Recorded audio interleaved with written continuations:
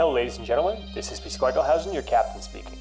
I'm here today thanks to Paradox Interactive with the first of a pair of tutorials on how to build a realistic airport in city skylines. In these tutorials, I'll be showing off different features of a realistic airport and some techniques I picked up while working on the enormous FBS project seen here. If you want an airport and a city on the same map, you're going to have to condense and scale down some of these builds. You may already be able to tell, but building realistic airports in cities does require several key mods. The most important are airport roads and its compatible airport terminals, other airport-related networks from Mobius 1, including the blast shoulders and runway extensions, and basically everything that Vasimir22 has uploaded.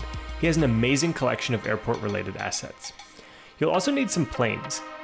I'll be using the Better Planes pack, which is a set of dozens of jets that I've made. Other planes, including many with real-life liveries, are also available on the workshop. In today's video, we're going to cover the basics of airport construction, as well as looking at all the aspects of the air side of an airport, which is the part of the airport that you have to go through a security checkpoint to get to. The first thing to do when you're building your airport is to figure out the best alignment for your runways. You want to make sure there's no steep terrain in either direction of the runway. Mountains and steep cliffs are both very dangerous for pilots. You'll also want to avoid pointing your runways directly at your city, which forces planes to fly low over your suburbs and housing, leading to some unhappy residents. If you want your airport to be to scale, your runways will need to be really long.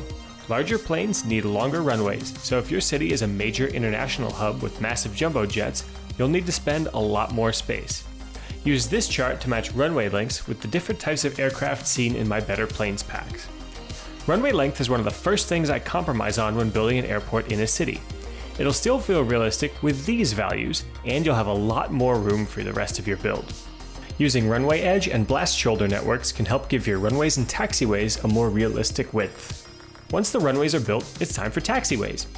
These are more of an art than a science, but you'll want to make sure that your taxiways are all built far enough away from the runways that two of your largest planes can pass each other.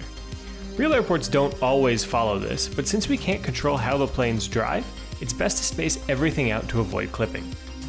Taxiways in game are one-way roads, so make sure they're all aligned in the same direction so that planes can get from the runway to the terminal and back. You may even want to make a taxiway highway of sorts, where you have two parallel taxiways running in opposite directions. You can help your runways work properly by faking intersections with them.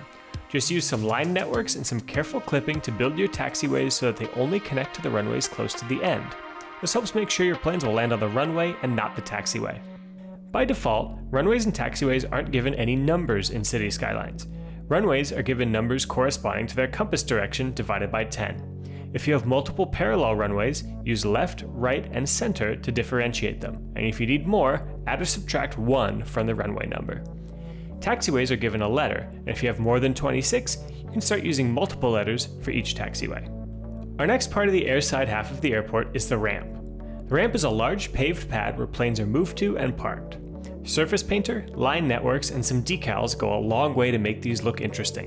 You'll want to plan out your ramps around where you plan on having your airport terminals later, though we'll cover those in the next video. You'll also want ramps outside of your hangars. This will allow that hangar crew to move their aircraft out and around without having to constantly talk to the control tower for permission to move onto the taxiways. Hangars are also available on the Steam Workshop in many different sizes. Pick ones that are scaled properly for the size of the planes at your airport, and consider placing similar ones near each other to show that they were all built at the same time. Larger hangars are often used for maintenance, and will typically have some sort of office sections attached, as well as a parking lot nearby, since people will work in and around the hangar. Radars and antennas are also really important to get that airport feel. My favorite though is this spinning radar tower made by Tomcat. There are tons more great little builds all over the airside space of an airport, from fire training facilities to fuel depots to remote security outposts. Use satellite imagery to pick these out and give your far-flung airport lands more detail. When all is said and done, remember to add a fence around your airport, as well as security checkpoints where access roads cross. Using a pedestrian path to highlight the fence helps give the edge of your airport a more defined line. That's all for this tutorial, but I'll be back soon to talk about the land side of the airport, including the terminals, parking, road access, and more. Be sure to subscribe to this channel so you don't miss it. Thanks for watching.